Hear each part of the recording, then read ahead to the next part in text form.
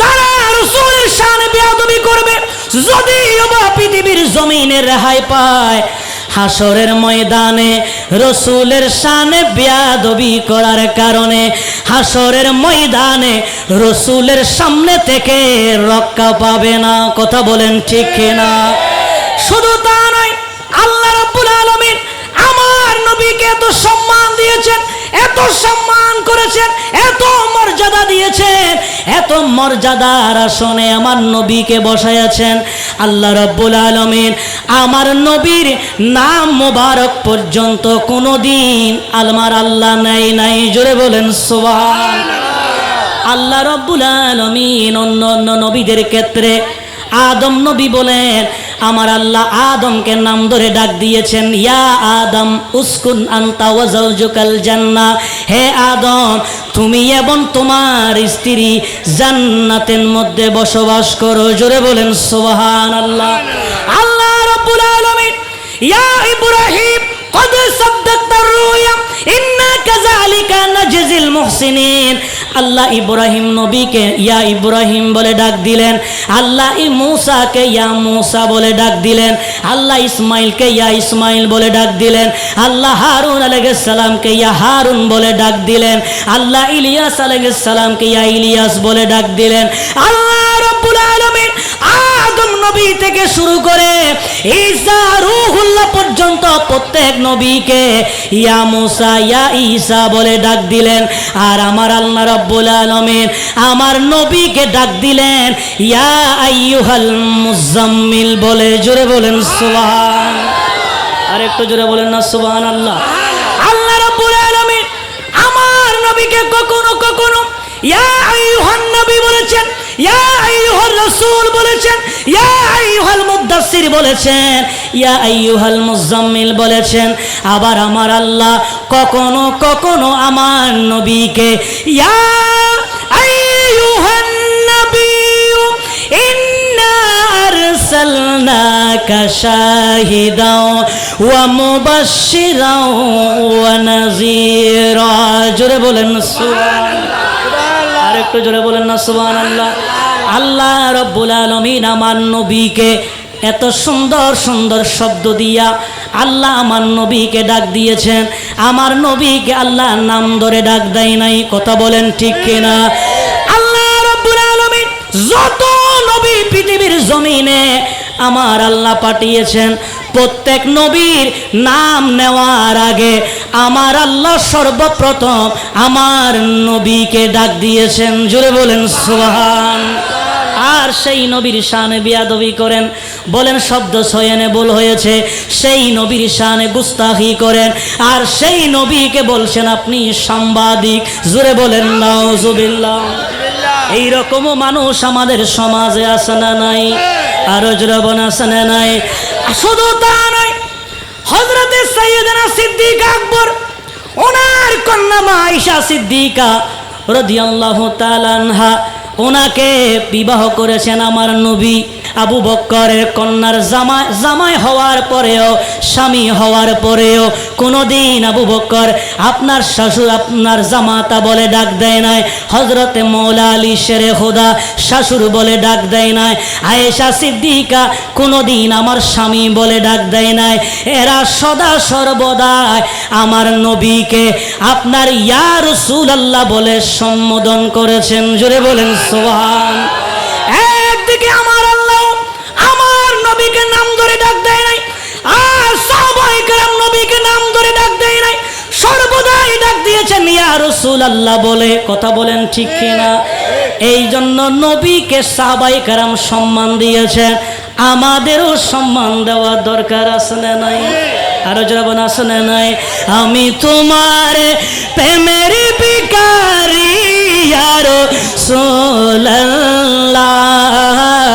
আমি তোমার প্রেমের ভিখারি ইয়া রাসূল ইয়া হাবিবাল্লাহ, আমি তোমার প্রেমের ভিখারি। নফল ইবাদত কম করতে পারি, কিন্তু রসুলের শানে যখন আসবে জবান বন্ধ রাখতে পারি না। কথা বলেন ঠিক কিনা? হয়তো ইবাদত ইবাদত কম হতে পারে, নফল ইবাদত কম হতে পারে, নফল রোজা কম হতে পারে, আমি যুবক, দাড়ি আমার না থাকতে পারে, কিন্তু রাসূলের শানে যখন বেয়াদবি করা হবে কখনো সহ্য করতে পারি না। কথা বলেন ঠিক কিনা? আল্লাহু আকবার। ইয়া রাসূলুল্লাহ, ইয়া রাসূলুল্লাহ। জিন্দাবাদ। আওয়াজ দিয়ে বলো না মারহাবা। এজন্য মোহব্বতের আওয়াজে আমি তোমার প্রেমের ভিখারি ইয়া রাসূলুল্লাহ, আমি তোমার প্রেমের ভিখারি ইয়া রাসূলুল্লাহ, ইয়া হাবিবাল্লাহ, আমি তোমার প্রেমের ভিখারি ইয়া রাসূলুল্লাহ, ইয়া হাবিবাল্লাহ, আমি তোমার প্রেমের ভিখারি গো রাসূল, নাই যে তুলনা, নাই যে তুলনা গো রাসূল, নাই যে তুলনা, তোমার প্রেমে জিন্দা হলো, তোমার প্রেমে জিন্দা হলো উস্তুনে হান্নানা ইয়া রাসূলুল্লাহ, আমি তোমার ভিখারি ইয়া রাসূলুল্লাহ, ইয়া হাবিবাল্লাহ, আমি তোমার প্রেমের ভিখারি। দুনিয়ার জমিনে যারা আছে যদি প্রেম করতে যায় ধরা খায়, কি খায়? বাঁচার কোনো পথ আছে? আরো যারা বলেন না আছে। প্রেমিক প্রেমিকার জন্য অন্বেষণ করে যে আসে না নাই? আরো যারা বলেন আসে না নাই? প্রেমিক যদি রাজি থাকে তাহলে তো ঠিক আছে, যদি রাজি না থাকে জিয়াল আছে না নাই? আরো যারা বলেন আসে না নাই? দুনিয়ার জমিনে যদি কোনো মানুষের সাথে প্রেম করেন, আপনার প্রেমিক প্রেমিকা যদি আপনার প্রেম করে ধরা খাইলে জামিন নাই। কথা বলেন ঠিক কিনা? আর সেখানে যদি মা বাবার কাছে যদি ধরাও পড়ে যায়, হালকা মাধ্যম আসনা নাই? আরো জরবন আসনা নাই? দুনিয়ার জমিনে আপনি কারোর সাথে যদি ভালোবাসা রাখেন, আপনি যদি মেম্বারের সাথে ভালোবাসা রাখেন, যতদিন পর্যন্ত দিতে পারবেন ততদিন ভালোবাসা রাখবে। কথা বলেন ঠিক কিনা? আপনি যদি চেয়ারম্যানকে ভালোবাসেন, চেয়ারম্যানের সঙ্গে সুসম্পর্ক যতদিন আছে ততদিন আপনার সাথে সুন্দর ব্যবহার করবে। একটু যদি এদিক সেদিক হয় চেয়ারম্যানও সুযোগ নেবে। কথা বলেন ঠিক কিনা? আর আপনি যদি বলেন আমার ভাই তোমার ভাই যোগ্য নেতা অমুক ভাই, আমার ভাইয়ের চরিত্র ফুলের মতো পবিত্র, যতদিন সামনে গিয়ে স্লোগান দিতে পারবেন এমপি আপনাকে মোহব্বত করবে। কথা বলেন ঠিক কিনা? আর যদি এদিক সেদিক হয় সরাসরি কারাগারের বাত আছে না নাই? আর আপনি যদি রাসূলুল্লাহর সঙ্গে যদি আপনি সম্পর্ক রাখেন, ভালোবাসা রাখেন, আমার নবী ডাক দিয়ে বলেন সাহাবায়ে কেরাম শোনো, দুনিয়ার জমিনে যার সাথে ভালোবাসা রাখবা, যার সাথে সম্পর্ক করবা, যাকে ভালোবাসবা, হাসরের ময়দানে তোমরা তার সঙ্গে থাকবা। দুনিয়ার জমিনে কোন মানুষকে যদি আপনি ভালোবাসেন হাসরের ময়দানে আপনার সঙ্গে থাকবে। আর দুনিয়ার জমিনে আমার নবীকে যদি ভালোবাসেন, নবীর সঙ্গে যদি প্রেম করেন, তাহলে হাসরের ময়দানে আমার নবী আপনার পাশে থাকবে। কথা বলেন ঠিক কিনা? এজন্য শায়ের বলে আমি তোমার প্রেমের ভিখারি ইয়া রাসূলুল্লাহ, আমি তোমার প্রেমের ভিখারি ইয়া রাসূলুল্লাহ, ইয়া হাবিবাল্লাহ, আমি তোমার প্রেমের ভিখারি। আল্লাহুম্মা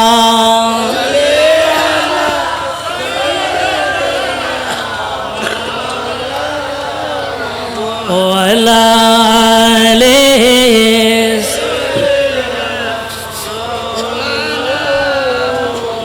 তাহলে আমার রসুলকে সম্মান দেওয়ার দরকার আছে না নাই? আরো জোরাবন আছে না নাই? নবীকে আমার আল্লাহ কোনোদিন নাম ধরে ডাক আরো জোরে বলেন নাম ধরে ডাক দেয় নাই। সিদ্দিক আকবর কোনোদিন নবীকে নাম ধরে ডাক, ফারুক আজম কোনোদিন নাম ধরে ডাক, উসমান গনি মৌলা আলী শেরে খোদা নবীকে কোনোদিন নাম ধরে ডাক, সর্বদাই তারা ডাক দিয়েছেন ইয়া রাসূলুল্লাহ। আর একটু জোরে বলেন না সুবহানাল্লাহ। আমার আল্লাহ শুধু নাম ধরে ডাক দেয় নাই তা নয়, যেখানে আমার আল্লাহর নাম আছে সেখানে আমার নবীর নাম আছে। জোরে বলেন সুবহানাল্লাহ। আপনারা বলেন কালিমায় আল্লাহর নাম আছে না নাই? কালিমায় রসুলের নাম আছে না নাই? আমরা বলি কালিমা লা ইলাহা ইল্লাল্লাহ মুহাম্মাদুর রাসূলুল্লাহ। জোরে বলেন সুবহানাল্লাহ। আর আপনি যখন কালিমায়ে শাহাদাত যখন আপনি তেলাওয়াত করবেন, আপনি বলবেন আশহাদু আল্লা ইলাহা ইল্লাল্লাহ ওয়াহদাহু লা শারীকা লা ওয়া আশহাদু আন্না মুহাম্মাদান আবদুহু ওয়া রাসূলুহু। কথা বলেন ঠিক কিনা? এক কথায় কালিমায় আল্লাহর নাম, কালিমায় রাসূলুল্লাহর নাম, শাহাদাতের মধ্যে আল্লাহর নাম, শাহাদাতের মধ্যে রাসূলের নাম। এবার আপনারা বলেন আজানের মধ্যে আল্লাহর নাম আছে না নাই? আজানে রাসূলের নাম আছে না নাই? একামতে আল্লাহর নাম আছে না নাই? একামতে রাসূলের নাম আছে না নাই?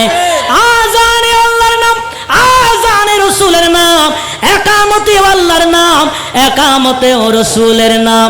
আপনারা বলেন নামাজের ভেতরে তাশাহুদের মধ্যে আল্লাহর নাম আছে না নাই? এই তাশাহুদের ভেতরেও আমার রাসূলের নাম আছে না নাই? তার মানে বোঝা যায় নামাজের ভেতরেও আল্লাহর নাম, নামাজের ভেতরে রাসূলের নাম, আজানেও আল্লাহর নাম, আজানে রাসূলের নাম, একামতে আল্লাহর নাম, একামতেও আমার রাসূলের নাম। জোরে বলেন সুবহানাল্লাহ। কোরআনে আছে না নাই?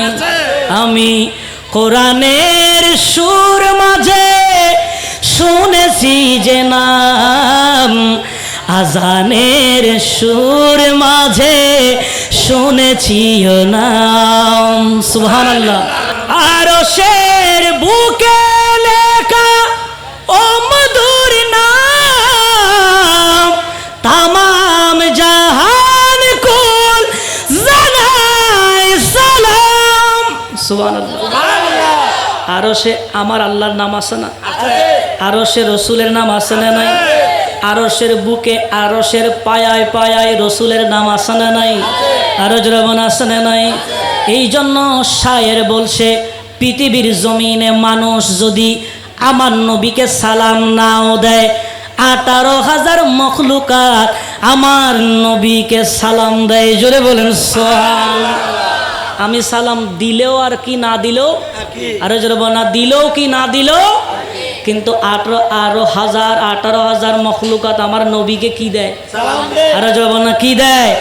শায়ের বলছে আরশের বুকে লেখা ও মধুর নাম, তামাম জাহান কুল জানাই সালাম, ব্যতীত মানবতা খুঁজে ফিরে হায় হে রাসূল নবীজি তোমায় আমি কোরআনের সুর মাঝে শুনেছি যে নাম, আজানের সুর মাঝে শুনেছি ও নাম। কথা বলেন ঠিক না? এই জন্য যতদিন পূর্ব দিগন্তে সূর্য উদয় হবে, পশ্চিম দিগন্তে সূর্য অস্ত যাবে, যতদিন পর্যন্ত আশিকে রাসূলেরা পৃথিবীর জমিনে জীবিত থাকবে, ততদিন আল্লাহু আকবার বলে দিন শুরু হবে, আল্লাহু আকবার বলে দিন শেষ হবে। সর্বদাই রিসালাতের স্লোগান চলবে। কথা বলেন ঠিক কিনা? আল্লাহু আকবার।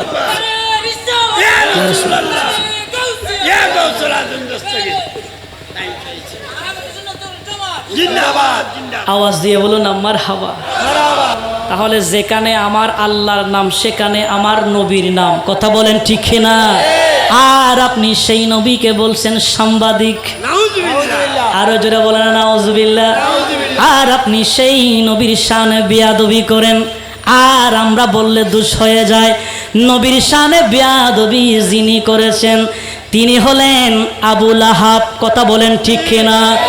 আমার বিষয় হলো যারা নবীর শানে বেয়াদবি করে তাদের শেষ পরিণতিটা কি হবে সেটাও আমাদের জানা দরকার আছে না নাই?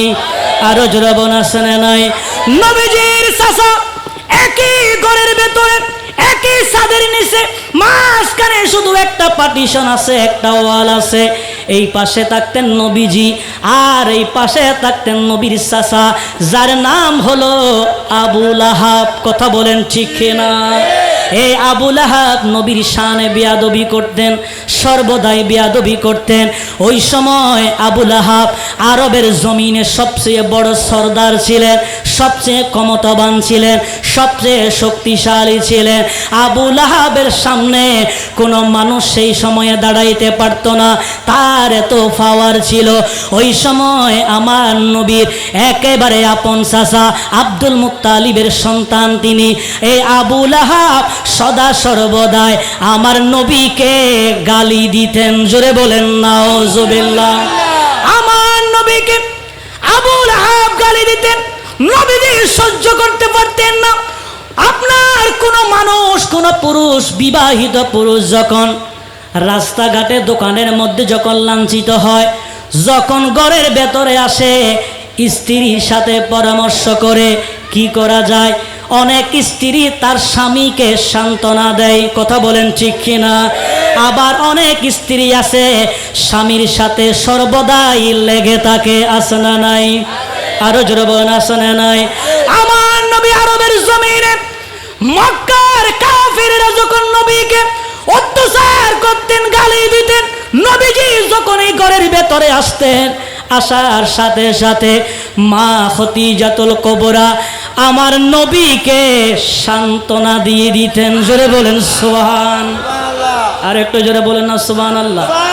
পৃথিবীর জমিনে মা খদিজাতুল কুবরা এমন একজন মহিলা যাকে আমার আল্লাহ স্পেশাল ভাবে সালাম পাঠিয়েছেন। জোরে বলেন সুবহানাল্লাহ। আর কোন মহিলাকে, আরো জোরে বলেন না, কোন মহিলাকে মা খদিজাতুল কুবরাকে আমার নবী ভালোবাসতেন তা নয়, মা খদিজাতুল কুবরাকে আমার আল্লাহ ভালোবাসেন। জোরে বলেন সুবহানাল্লাহ। এই জন্য স্বামী স্ত্রী জানে স্বামী কি রকম, স্বামী জানে স্ত্রী কি রকম। স্ত্রী যদি বলে আমার স্বামী আল্লাহওয়ালা, মনে রাখবেন স্বামী হলেন আল্লাহওয়ালা। কথা বলেন ঠিক কিনা? আর স্বামী যদি বলে আমার স্ত্রী হলেন নেককার স্ত্রী, মনে রাখবেন ওটা নেককার স্ত্রী। স্বামী যদি দোয়া করে স্ত্রীর জন্য জান্নাত আছে, স্ত্রী যদি স্বামীর সেবা করে স্ত্রীর জন্য জান্নাত আছে। কথা বলেন ঠিক কিনা? আর স্বামীর যদি অবাধ্য যদি স্ত্রী হয়ে যায় ওই স্ত্রী জাহান্নামী হবে। কথা বলেন ঠিক কিনা? বলেছেন আমিও না, আমার বাবাও না, আমার 14 গোষ্ঠী কেউ না। এই কথা যিনি বলেছেন তিনি হলেন দো জাহানের সরদার মুহাম্মাদুর রাসূলুল্লাহ সাল্লাল্লাহু আলাইহি ওয়াসাল্লাম। জোরে বলেন সুবহানাল্লাহ। আর একটু জোরে বলেন না সুবহানাল্লাহ। মা খদিজাতুল কুবরা আমার নবীকে সান্ত্বনা করে দিতেন, নবীজিকে একেবারেই আপনার শান্ত করে দিতেন। আমাদের সমাজে সেই মা খদিজাতুল কুবরার ব্যাপারেও কটাক্ষ করে যে এইরকম মানুষ আছে না নাই? আরো জোরে আছে না নাই? মনে রাখবেন দুনিয়ার জমিনে যাকে আপনি ভালোবাসবেন তার সঙ্গে হাসর হবে। আপনি যদি কোনো বেয়াদবকে ভালোবাসেন বেয়াদবের সঙ্গে হাসর হবে।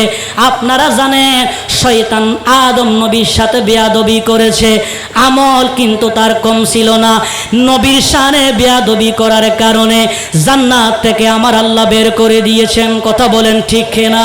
তার মানে আমরা বুঝে গেলাম আপনার যদি বস্তায় বস্তায় যদি আমল থাকে, সদা সর্বদাই লেবাসে সুরতে যদিও বা নবীর সুন্নাহ থাকে, আপনি যদি নবীর শানে বেয়াদবি করেন তাহলে শয়তান যেইভাবে লাঞ্ছিত হলেন আপনিও ঠিক সেইভাবে লাঞ্ছিত হবেন। কথা বলেন ঠিক কিনা? তাহলে আমাদের সেই বেয়াদব থেকে আমাদের সতর্ক এবং দূরে থাকা দরকার আছে না নাই? আরো জোরে বলেন আছে না নাই? একটু দরুদ শরীফ পড়ি আল্লাহুম্মা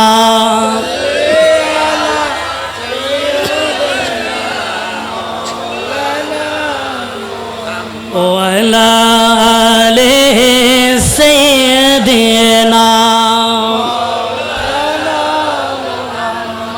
নবীর চাচার নাম কি? আরো জোরে বল না, কি নাম? এতে কি ভালো না খারাপ? ভালো। এটা বলো হয় ভালো। দেখছেন এটা জোশ ঠিক আছে, মানে জোশ আছে কিন্তু হোশ কি নাই? আরো জোরে বল না, কি নাই? জোশ এবং হোশ দোনোটা ঠিক রাখার দরকার আছে না নাই? আরো জোরে বল আছে না নাই? এটা মহব্বতে বলে দিছে আর কি। এটা কি বলে দিছে? জোশের ঠেলাই বলে দিছে। কথা বলেন ঠিক না? এইরকম আমাদের সকল যুবক ভাইদেরকে ইসলামী জোশ দান করুক, সকলে বলি আমিন। আরেকটা জোরে বলেন না আমিন। নবীর চাচার নাম কি? আবুল আহাব। দরজা দুইটা, কয়টা দরজা? মাঝখানে কি আছে? শুধু পার্টিশন আছে। এটা আমাদের সমাজেও আছে, বড় ভাই এবং ছোট ভাই, বড় ভাই এবং এতদিন পর্যন্ত কোনো ওয়াল ছিল না, একসাথে ছিল। বাইয়ের জন্য জান দিয়ে যায়। কথা বলেন ঠিক কিনা? ঘরের মধ্যে যখন আস্তে আস্তে ডাবল হয়ে গেল, মাঝখানে পার্টিশন হলো, বড় ভাই বার হয়, ছোট ভাই সালাম দেয় না। ছোট ভাই হয়, বড় ভাই ছোট ভাইয়ের দিকে তাকায় না। আছে না নাই? আরো যেমন আছে না নাই? এই হিংসা কি রাখা যাবে?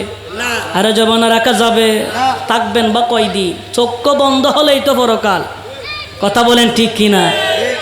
এই পৃথিবী তোমার আমার নয়তো চিরকাল, আরে মহাকালের জীবন হবে তোমার পরকাল, মহাকালের জীবন হবে তোমার পরকাল। কথা বলেন ঠিক কিনা? ওরে কিসের আশায় রইবা তুমি মায়ায় পড়িয়া, কিসের আশায় রইবা তুমি মায়ায় পড়িয়া, চোখ বুঝিলে দেখবা তুমি মিশে দুনিয়া। কথা বলেন ঠিক কিনা? আরে চোখ বুঝিলে দেখবা তুমি মিশে দুনিয়া।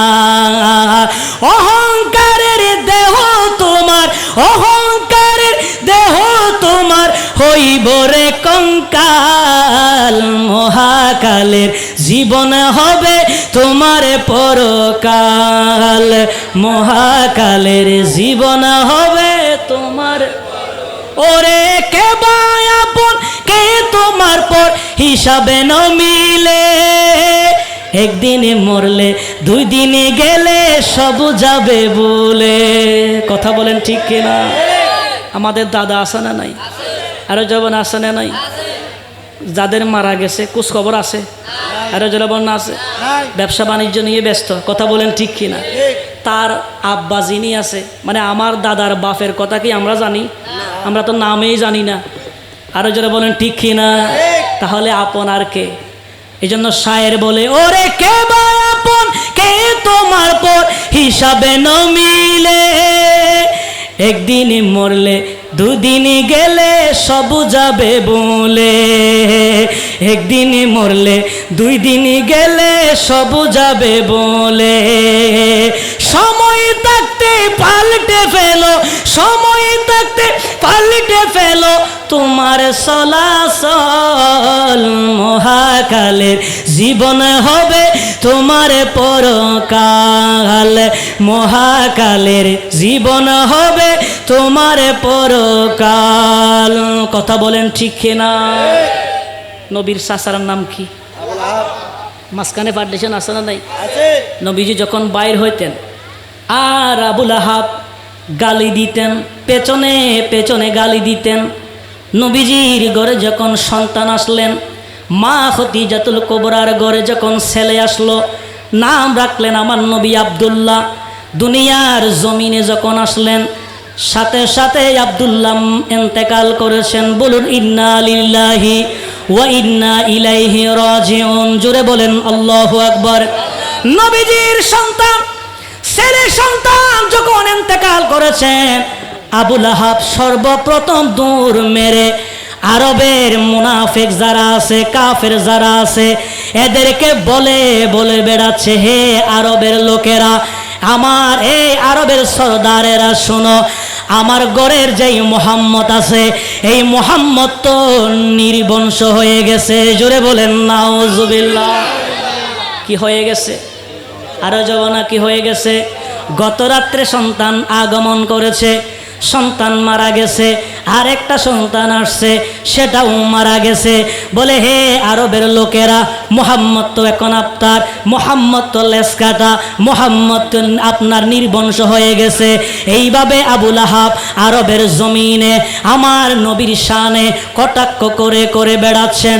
এমন সময়ের মধ্যে নবীজির কানে যখন এই কথাগুলি যখন আসে, আমার নবী কষ্ট পেয়ে যায়। আমার নবী যখন কষ্ট পায়, আমার আল্লাহও কষ্ট পায়। কথা বলেন ঠিক কিনা? আর আল্লাহ রাব্বুল আলামিন নবীজির কষ্ট আর সহ্য করতে না পেরে আল্লাহ রাব্বুল আলামিন আমার নবীকে সান্ত্বনা করে আল্লাহ রাব্বুল আলামিন ডাক দিয়ে বলেন, হাবিব ইন্না আতাইনাকাল কাউসার ফাসাল্লি লিরাব্বিকা ওয়ানহার ইন্না শানিআকা হুয়াল আবতার। জোরে বলেন সুবহানাল্লাহ।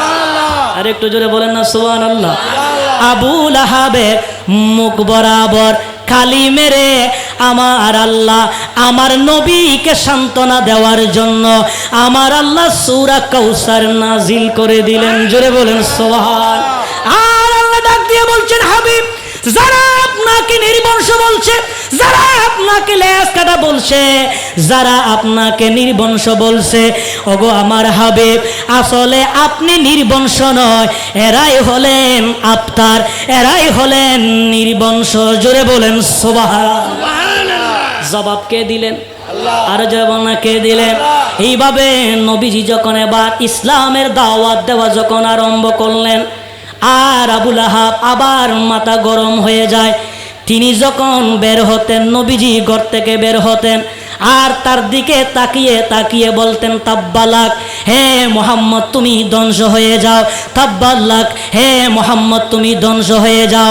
এইভাবে যখন নবীজির ধ্বংস কামনা করে আরবের জমিনে যত সাহাবায়ে কেরাম আছে, নবীজির সাহাবায়ে কেরাম কলিজার টুকরা সাহাবীরা, তাদের কানে যখন তাব্বালাকা শব্দটা যখন পৌঁছে যায়, সমস্ত সাহাবায়ে কেরাম মুসলমানেরা মনে মনে বলছেন, হে রব্বুল আলামিন, আমরাও যদি তাকে এই কথাটা বলতে পারতাম আমাদের অন্তর শান্ত হয়ে যাইত। আমরা যদি এই আবু লাহাবের আপনার ধ্বংস হোক এটা কামনা করতে পারতাম, তাহলে আমরা খুশি হয়ে যাইতাম। মুসলমানের অন্তরের খবর যিনি জেনেছেন বলেন তিনি কে? আরো জোরে বলেন না কে? আল্লাহ রাব্বুল আলামিন মুসলমানদের অন্তরের কথা জেনে আল্লাহ রাব্বুল আলামিন সাথে সাথে আমার আল্লাহ রাব্বুল আলামিন সূরা লাহাব নাজিল করে দিলেন। জোরে বলেন সুবহান। আরেকটু জোরে বলেন না সুবহানাল্লাহ। আল্লাহ রাব্বুল আলামিন বলছেন, তাব্বাত ইয়াদা আবি লাহাব। জোরে বলেন সুবহানাল্লাহ। আল্লাহ রাব্বুল আলামিন ডাক দিয়া বলেন, হে আবু লাহাব তোমার দুইটা হাত ধ্বংস হয়ে যাক। জোরে বলেন সুবহান। আল্লাহ রাব্বুল আলামিন বলেন, শুধু তা নয়, হে আবু লাহাব তোমার দুইটা হাত ধ্বংস হয়ে যাক, তোমার ধন সম্পদগুলি ধ্বংস হয়ে যাক, তোমার সব কিছু ধ্বংস হয়ে যাক, এমনকি হাবলুম মিন মাসাদ, এবং তোমার যেই ঘরের মধ্যে স্ত্রী আছে তোমার স্ত্রী গলার মধ্যে ফাঁস দিয়া মারা যাক। জোরে বলেন সুবহানাল্লাহ। আর একটু জোরে বলেন না সুবহানাল্লাহ। কে বলেছেন? আল্লাহ। আরো জোরে বলেন না কে বলেছেন? আল্লাহ রব্বুল আলামিন আবু লাহাবকে গালি দিলেন। এই জন্য দুনিয়ার জমিনে যারা নবীর শানে বেয়াদবি করে, নবীর শানে গুস্তাহি করে, নবীর শান ও মানের সাথে শব্দ চয়নের মাধ্যমে নবীকে কটাক্ষ করে, এদেরকে গালি দেওয়াটা আমার রব্বুল আলামিনের সুন্নাহ। জোরে বলেন সুবহান। কারণ আল্লাহ রব্বুল আলামিন আবু লাহাবকে গালি দিয়েছেন, আবু লাহাবের সম্পর্কে সূরা লাহাব নাজিল করে দিলেন। আরেকজন কট্টর কাফের আমার নবীকে গালি দিলেন, আমার আল্লাহ রব্বুল আলামিন তাকে 10টা বেছে বেছে গালি দিলেন। জোরে বলেন সুবহানাল্লাহ। তন্মধ্যে সবচেয়ে লাজে গালি সেটা বলছেন, ইয়া রাসূলুল্লাহ, যারা আপনি নবীর শানে বেয়াদবি করে, আপনি নবীকে যারা গালি দেয়, আসলে ওই সমস্ত লোকগুলি হলো আপনার জারস, তার কোনো বাপ কোনো ঠিক ঠিকানা নাই। কথা বলেন ঠিক না? এটার আরেক অনেক বর্ণনা আছে। কি বলেছিলেন? জারস কি বলেছিলেন? তো জারস তো আল্লাহ যদি জারস বলে, রসুলের শানে রসুলকে গালি দেওয়ার কারণে আল্লাহ যদি এক এক জারস বলে, তো আমরা বললে অসুবিধা কি? কথা বলেন ঠিক না? আমরা সব সহ্য করতে পারি। আপনি আমার মাকে গালি দিবেন, অসুবিধা নাই। আপনি আমার বাবাকে গালি দিবেন, অসুবিধা নাই। আপনি আমার 14 গোষ্ঠীকে গালি দেন, কোনো অসুবিধা নাই। যদি রসুলকে গালি দেন, গালির ভিতর হাত দিই, জিহ্বা টেনে ছিঁড়ে ফেলা হবে। কথা বলেন ঠিক না? এটার নাম হল আল্লাহ। ইয়া রাসূলুল্লাহ,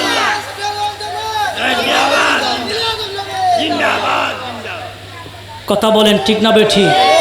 কিন্তু কোন মুসলমান রসুলকে গালি দিলে সহ্য করতে পারে না। আরো জোরে বল না, পারে। শুধু রসুলের ফয়সালা মানে নাই। রসুল ফয়সালা দিয়েছেন, সহিহ বুখারী শরীফের হাদিসে মুবারাকা ফয়সালা দিয়েছেন, রসুল মানে নাই। ফারুকে আজমের কাছে গেলেন ফয়সালা চাওয়ার জন্য।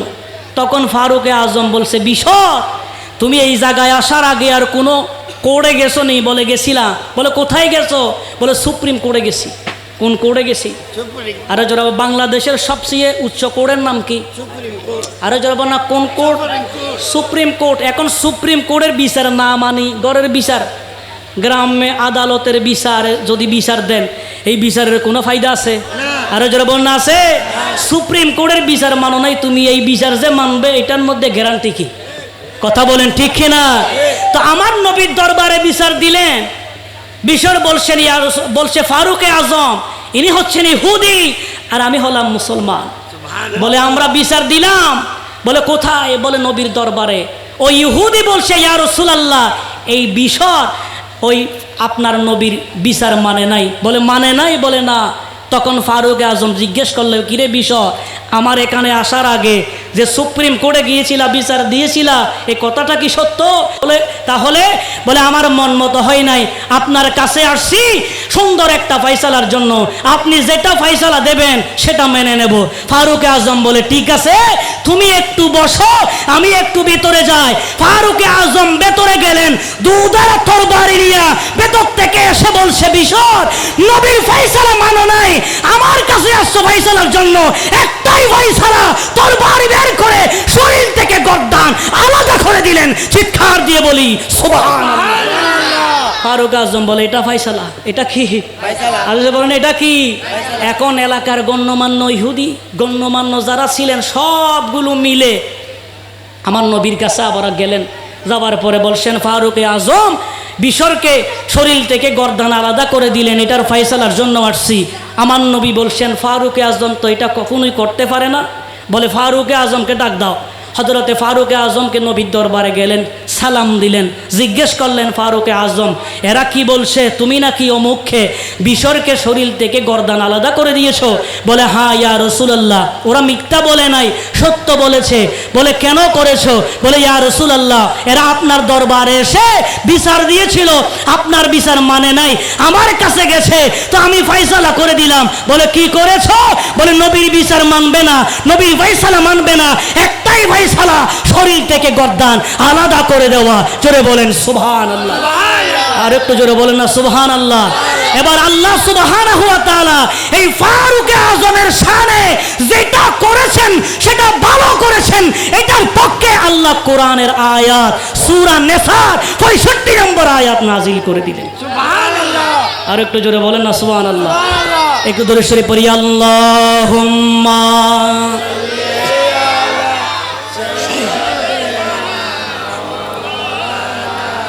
ওয়ালা আলে সাইয়্যিদিনা। এখন আবু লাহাবের সম্পর্কে কোন সূরা নাজিল করলেন? সূরা লাহাব। কোন সূরা? সূরা লাহাব। বলছেন আবু লাহাব তুমি কি হয়ে যাও? ধ্বংস হয়ে যাও। আস্তে আস্তে যেতে যেতে যুদ্ধের নাম হলো বদরের যুদ্ধ। কোন যুদ্ধ? আরো জবান না, কোন যুদ্ধ? যুদ্ধের নাম হলো বদরের যুদ্ধ। আবু লাহাবের ঘরের মধ্যে তার একজন সন্তান, যার নাম হলো উতবা ইবনে লাহাব। কি নাম? উতবা ইবনে লাহাব। বাপ বেটা দুইজন মিলে রসুলকে গালি দিতেন। আর বদরের যুদ্ধ যখন শেষ হয়, বদরের যুদ্ধের 7 দিন পরে আবু লাহাবের ঘরের ভেতরে একটা ঝগড়া লেগে যায়। কি লেগে যায়? আবু লাহাবের ঘরে একটা ঝগড়া লেগে যায়, পারিবারিক একটা ঝগড়া লাগে। সাথে সাথে আবু লাহাবের একজন আত্মীয় হাতের মধ্যে একটা আপনার লাঠি নিয়ে তার মাথার মধ্যে আঘাত করলেন। জোরে বলেন সুবহানাল্লাহ। মাথায় কি করলেন? আঘাত করলেন। মাথায় আঘাত করার সাথে সাথে আবু লাহাবের মাথায় ফুসকা চলে আসে। এইভাবে 1 দিন 2 দিন 3 দিন যাওয়ার পরে আস্তে আস্তে পুরা শরীরের মধ্যে ফুসকা ভরে যায়। আস্তে আস্তে শরীর থেকে দুর্গন্ধ বের হয়। জোরে বলেন সুবহানাল্লাহ। আস্তে আস্তে কি বের হয়? আরে জবানা কি বের হয়? গরু ফসা দুর্গন্ধ মোটামুটি ঠিক আছে, কিন্তু মানুষ ফসা গন্ধ এটা মারাত্মক। কথা বলেন ঠিক কিনা? আরো জোরে বলেন ঠিক না ঠিক? আবু লাহাব শরীরের মধ্যে একেবারে পছন্দ ধরে যায়। আরবের যত মানুষ আছে এরা ডাক দিয়ে বলছেন, রে উতবা তোমার আব্বার শরীর থেকে দুর্গন্ধ বের হয়, আমরা গ্রামের মধ্যে থাকতে পারছি না, আরবের জমিনে থাকতে পারছি না, তোমরা একটা কাজ করো, তোমার এই আবু লাহাবকে একটা জঙ্গলের মধ্যে ফেলে আসো। জোরে বলেন সুবহানাল্লাহ। এখন কোথায় ফেলে আসো? কারণ বেয়াদবি করছে কার সাথে? আরো জোরে বলেন না, কার সাথে? নবীর সাথে বেয়াদবি করেছেন। উতবা এবার তাকে বাবাকে আরবের সবচেয়ে সম্পদশালী, আরবের জমিনে সবচেয়ে ক্ষমতাশালী, আরবের জমিনে সবচেয়ে পাওয়ারফুল নেতা আবু লাহাবকে জঙ্গলের মধ্যে ফেলে আসছেন। এইভাবে জঙ্গলে 1 দিন 2 দিন 3 দিন জঙ্গলে অবস্থান করে এমন সময়ের মধ্যে জঙ্গলের ভেতর থেকেও দুর্গন্ধ আসতেছে। এইদিকে আরবের মানুষ বলে, হেরে উতবা ইবনে লাহাব তোমার আব্বা জঙ্গলে ফেলে এসেছো, সেখান থেকেও দুর্গন্ধ আসে। এইভাবে 3 দিন পরে জঙ্গলের ভেতরে আবু লাহাব মারা গেলেন। জোরে বলেন আলহামদুলিল্লাহ। আবু লাহাব কি? আরো জোরে আবু লাহাব মারা গেলেন। মারা যাবার পরে আরো দুর্গন্ধ ছড়াতে লাগলো। এবার আরবের মানুষ যারা তারা বলছেন, হে উতবা ইবনে লাহাব তোমার আব্বাকে সেখান থেকে দাফন করে আসো। উতবা ইবনে লাহাব তার সন্তান তিনি যায় নাই, তিনি কয়েকজন কালো হাবশি গোলাম নিলেন। তাদেরকে বলছেন, হে গোলামেরা, হে হাবশি গোলামেরা তোমরা যাও জঙ্গলে আমার বাবার লাশকে দাফন করে আসো। সাথে সাথে আরবের হাবশি গোলামেরা তারা 3 জন গিয়া হাতে ধরে তাকে গর্তে ফেলে নেয়। তারা লাঠি দিয়া ঠেলে ঠেলে গর্তের ভেতরে ফেলে মাটির মধ্যে পুঁতে দিলেন। জোরে বলেন সুবহানাল্লাহ। আবু লাহাব কোথায়? আরো যাব না কোথায়? তাহলে নবীর শানে বেয়াদবি করলে শাস্তি আছে না নাই? আরো জবান আছে না নাই? এবার সেখান থেকে চলে আসলেন। ঘরের ভেতরে আছে তার স্ত্রী, যার নাম হলো উম্মে জামিল। কি নাম? আরো জবানা কি নাম? উম্মে জামিলের ব্যাপারে আল্লাহ রাব্বুল আলামিন আগেই বলে দিয়েছেন, হাবলুম মিন মাসাদ, হে আবু লাহাব তোমার স্ত্রী গলায় ফাঁস দিয়ে মারা যাবে। আল্লাহ রাব্বুল আলামিন যেটাই বলেছেন। হে উম্মে জামিল সদা সর্বদাই ঘরের ভেতরে যখনই ঝগড়া লাগতো তখন খেজুর গাছের তলায় যাইতো, খেজুর গাছের ডাল ধরে ধরে গলায় ফাঁস দিতে চাইতেন। হঠাৎ করে একদিন তিনি খেজুর গাছের ডাল নিয়া, খেজুর গাছের রশি নিয়া ও আপনার অটোমেটিকলি গলার মধ্যে ফাঁস দিয়া সাথে সাথে উম্মে জামিল মারা গেলেন। জোরে বলেন আল্লাহু আকবার। তাহলে নবীর শানে বেয়াদবি করলে শাস্তি আছে না নাই? আরো জোরে বলেন আছে না নাই? একটু দূরে সরে পড়ি। আল্লাহুম্মা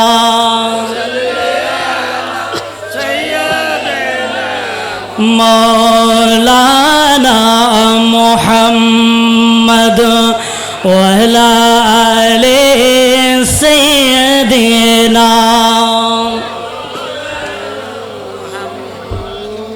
আবু লাহাবের ছেলে আছে না, নাম কি? উতবা ইবনে লাহাব। উতবা ইবনে লাহাব। এই উতবা নবীজিকে গালি দিতেন, সর্বদাই নবীকে গালি দিতেন। একদিন গালি নবীজি সহ্য করতে আর পারলেন না। নবীজি বলছেন আল্লাহ কার দরবারে? আরে জমানা কার দরবারে? আল্লাহর দরবারে। বলছেন আল্লাহ, এই উতবা আমাকে সর্বদাই গালি দেন, ওগো রব্বুল আলামিন আপনি তাকে আপনার একটা হিংস্র জন্তু তার পেছনে লেলিয়ে দেন। জোরে বলেন সুবহানাল্লাহ। কি লেলিয়ে দেন? হিংস্র জন্তু। কি হিংস্র জন্তু লেলিয়ে দেন। নবীজি যে বদদুয়া করেছেন তার বদদুয়া কানা যিনি শুনেছেন তিনি হলেন আবু তালেব, যিনি হলেন হজরতে মৌলা আলী শেরে খুদার আব্বাজান। জোরে বলেন সুবহান। হজরতে আবু তালেব উতবা ইবনে আবু লাহাবকে ডাক দিয়ে বলে, এই বাতিজা মুহাম্মদ তোমাকে যেই বদদুয়া করেছে, বাতিজা মনে রাখো তোমাকে যেই বদদুয়া করেছে মুহাম্মদের বদদুয়া থেকে তুমি বাঁচতে পারবে না। জোরে বলেন সুবহান। আরেকটু জোরে বলেন না সুবহানাল্লাহ। বাঁচার কোনো পথ আছে? আরো জোরে বলেন না আছে। তাহলে আবু তালেব হলেন আমার রসুলের চাচা, উতবার চাচা। কথা বলেন ঠিক কিনা?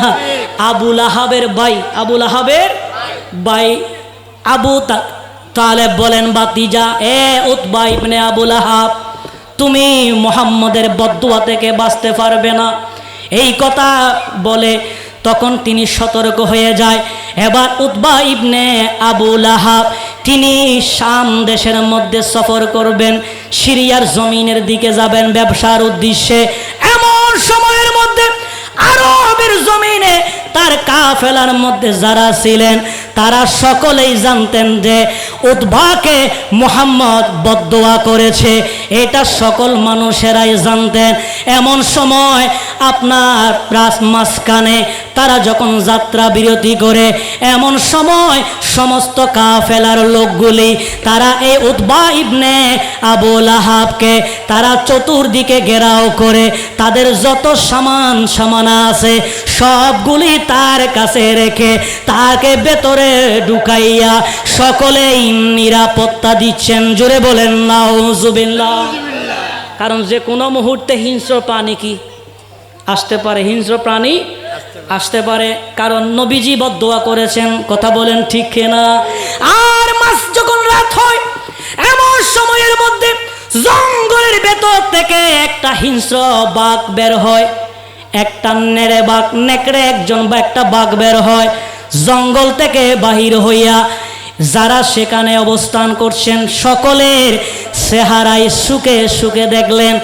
আর উতবা ইবনে আবু লাহাবের কাছে গেলেন, মুখের মধ্যে যখন সুখে দেখলেন যে উতবা ইবনে আবু লাহাব, সাথে সাথে ওই কাফেলার ভেতরে চতুর্দিকে তার লোকজন আছে, মাঝখানে উতবা ইবনে আবু লাহাবকে আপনার সেখানেই তাকে হামলা করে শেষ করে দিলেন। জোরে বলেন সুবহান। আর একটু জোরে বলেন না সুবহানাল্লাহ। তার মানে রসুলের শানে বেয়াদবি করলে শাস্তি আছে না নাই? আরো জোরে বলেন আছে না নাই? শুধু তা নয়, খ্রিস্টান রসুলের শানে বেয়াদবি করেছেন, মাটি তাকে গ্রহণ করে নাই। মানুষ বলছে মাটি গ্রহণ করছে না, আগুনের মধ্যেও ফোরা যাচ্ছে না, কি করা যায়? বলে যেমনি আছে তাকে তেমনি ছেড়ে দাও। জোরে বলেন সুবহানাল্লাহ। আর একটু জোরে বলেন না সুবহানাল্লাহ। সে শুধু একটা বেয়াদবি করছে, প্রথমে ইসলাম ধর্ম গ্রহণ করছে, তারপরে খ্রিস্টানদের কাছ থেকে কিছু টাকা খায়, আবার ইসলাম ধর্ম ত্যাগ করে আপনার খ্রিস্টান ধর্ম আবার গ্রহণ করে নিলেন। সেখানে যাওয়ার পরে একটা কথা বলছে মোহাম্মদ উপর যা নাজিল হয় বলে এগুলো আমি লিখতাম, মোহাম্মদ লিখতে পারে না, মোহাম্মদ পড়তে পারে না, মোহাম্মদ কিছু জানে না, আমি যা জানাই মোহাম্মদ তাই জানে। জোরে বলি নাউজুবিল্লাহ। এই ধরনেরও মানুষ আমাদের সমাজে আছে না? বলে নবী কিছু জানে না, আলিফ বাতাসা চিনে না, এটা চিনে না, সেটা চিনে না, বিশ্লেষণ আর করছি না। কথা বলেন ঠিক কিনা? এরকমও আছে না নাই? আল্লাহ আমাদের সকলকে বুঝার তৌফিক দান করুন। আর একটু জোরে বলেন না আমিন। তার মানে রসুলের শানে বেয়াদবি করলে বাঁচার কোনো পথ নাই। আরো জোরে বলেন না পথ। যেখানে আব্দুল্লাহ ইবনে উবাই ইবনে সলুল পর্যন্ত বাঁচতে পারে নাই, সবচেয়ে বড় মুনাফিক, কট্টর মুনাফিক, যাকে রাইসুল মুনাফিকুন বলা হয়, এই আব্দুল্লাহ ইবনে উবাই ইবনে সলুল, ওনার সন্তান আব্দুল্লাহ, তিনি আপনার নবীজির একজন সাহাবী। আর সহ্য করতে না পারে মা আয়েশা সিদ্দিকার ব্যাপারে বলছে, তিনি অপবাদ দিলেন, মিথ্যা অপবাদ। এরপরে উহুদের ময়দানে, যুদ্ধের ময়দান থেকে 300 জন সাহাবী নিয়া তিনি আবার ফিরে এসেছেন, রসুলকে সেখানে ছেড়ে দিলেন। কথা বলেন ঠিক কিনা? এত মুনাফিকি করেছেন, রসুলকে গালি দিয়েছেন। এরপরে ওই মুনাফিক আপনার ওনার সন্তান আব্দুল্লাহ ইসলাম ধর্ম গ্রহণ করেছেন। নবীজির কাছে গিয়ে বলছেন, ইয়া রাসূলুল্লাহ, শুধু একবার অনুমতি দেন, আমি আমার আব্বার শরীর থেকে গর্দান আলাদা করে দেব। জোরে বলেন না সুবহানাল্লাহ। এই জন্য বলছি, আপনি আমার মাকে গালি দেন, অসুবিধা নাই, বাবাকে গালি দেন, অসুবিধা নাই, আমার 14 গোষ্ঠীরে গালি দেন, কোনো অসুবিধা নাই, কিন্তু রসুলের শানে বেয়াদবি করলে, গালি দিলে তখন আর অন্তর মানে না, মনে হয় শরীর থেকে গর্দান আলাদা করে দিই। কথা বলেন ঠিক কিনা? আরো জোরে বলেন ঠিক না বেঠি? কিন্তু ইবাদত বলেন যত কিছু আছে কম করতে পারি, টাকা না থাকতে পারে, কিন্তু খলিজা বড়া নবীর প্রেম আছে। সুবহানাল্লাহ। কথা বলেন ঠিক কিনা? এজন্য যেই যুবকের অন্তরে নবীর প্রেম থাকবে, নবীর মোহব্বত থাকবে, সে কোনো দিন রাস্তাঘাটে ডাকাতি করবে না, সে কোনো দিন সুগলগুরি করবে না, সে কোনো দিন জেনা করবে না, সে কোনো দিন বলৎকারী করবে না, সে কোনো দিন আপনার একজন বলে বলে বেড়াবে না, মানুষের সাথে ঝগড়া ফাসাদ সৃষ্টি করে এলাকায় বিশৃঙ্খলা করবে না, সে কোনো দিন আপনার মুরব্বীদের শানে বেয়াদবি করবে না। কথা বলেন ঠিক কিনা? কারণ আশিক রাসূলের দিল নরম হয় সিদ্দিক আকবরের মতো, নবীর শানে যখন বেয়াদবি আসে অন্তর হয়ে যায় ফারুক আজমের মতো। কথা বলেন ঠিক কিনা? এই ধরনের যুবক দরকার আছে না নাই? আল্লাহ পাক রব্বুল আলামিন আমাদের সকল যুবক ভাইদেরকে কবুল করুক। আমিন। এই মাহফিল যতটুকু আলোচনা হবে, কেউ যদি শুধু একটা যদি আমল করে, মনে করেন আজকের আমলে বলে আজকে থেকে প্রতিজ্ঞা করে দিলাম, নবীর শানে বেয়াদবি করলে হাত দিয়ে যদি আঘাত করতে না পারি, অন্তত তার দিকে তার নাম ধরে একবার থুতু মারবো। কি মারবো? আরো জোরে বল না, কি মারবো? এই আমলটা যদি করতে পারেন তাহলে আপনার জীবন ধন্য। কথা বলেন ঠিক কিনা? ওই যে হাসরের ময়দানে আপনার সঙ্গে রসুল থাকবে, বলে যখন নিয়ে যাওয়া হবে তখন বলছে, ইয়া রাসূলুল্লাহ, ফেরেশতারা বলবে এর অপরাধ কি? বলে এটা এটা। বলে তার একটা তো আপনার ভালো গুণ আছে। বলে কি আছে? বলে সে দুনিয়ার জমিনে রসুলের শানে বেয়াদবি করলে তাকে ধরতে পারে নাই, কিন্তু তার নাম শুনে তার দিকে চেহারায় থুতু মারছে, বলে এই নবীর মোহাব্বতে তাকে আমার আল্লাহ জান্নাত দিয়ে দেবেন। জোরে বলেন না সুবহানাল্লাহ। এটা সহিহ বুখারী মুসলিমের বর্ণনা আছে। আল্লাহ আমাদের সকলকে বুঝার তৌফিক দান করুন। আর একটু জোরে বলেন না আমি। তো নিজের ছেলে বলছে, ইয়া রাসূলুল্লাহ অনুমতি দেন, আমি গর্দান কি করে ফেলবো? আরো জোরে বলেন না, কি করে ফেলবো? ফেলে দেব। বলে এত এত আপনার মুনাফিকি করে। তখন আমার রসুল বলছেন, এ আব্দুল্লাহ শোনো, বলে যত কিছু হোক এটা তোমার জন্মদাতা পিতা, এটা তোমার জন্মদাতা। আরো জোরে বলেন না, জন্মদাতা পিতা। এই জন্য মা বাবার সঙ্গে কোনো বেয়াদবি করা যাবে না। আরো জোরে বলেন না, যাবে। এটাই শিক্ষা দিচ্ছেন যে মা বাবার শানে বেয়াদবি করা যাবে না, যদিও বা সে যত কিছু করুক, এরপরেও আইন আছে, যা আছে এটার মাধ্যমে করবে, মানুষ তাকে বুঝাবে, কিন্তু তুমি বেয়াদবি করতে পারবে না, কারণ সে তোমাকে পৃথিবী দেখাইছে। কথা বলেন ঠিক কিনা? সে তোমাকে দুনিয়া দেখাইছে। এই জন্য প্রত্যেক মা বাবার প্রথম শিক্ষক তিনি হচ্ছেন মা, তিনি হচ্ছেন বাবা। কথা বলেন ঠিক কিনা? মা বাবা যেইভাবে শিক্ষা দিয়ে বড় করবে, ছেলেগুলাও ঠিক সেইভাবে বড় হবে। কথা বলেন ঠিক না বেঠিক? এই জন্য আমাদের এই ছোট ছোট মাসুম বাচ্চা যারা আছে এখানে, এদেরকে সকালবেলা মক্তবে ফাটাই দিবেন, এরা কোরআন তেলাওয়াত শিখবে, রসুলের আপনার শান ও মানগুলো তারা শিখবে। যতটুকু ইসলামী শরিয়া শিক্ষা প্রয়োজন আমাদের দরকার, আমাদের ছেলেগুলোকে ততটুকু ইসলামী শরীয়তের শিক্ষাগুলো দেওয়া। কথা বলেন ঠিক কিনা? আল্লাহ আমাদের সকলকে বুঝার তৌফিক দান করুন। আর একটা জোরে বলুন আমিন। ফেরেশতাও কি সালামে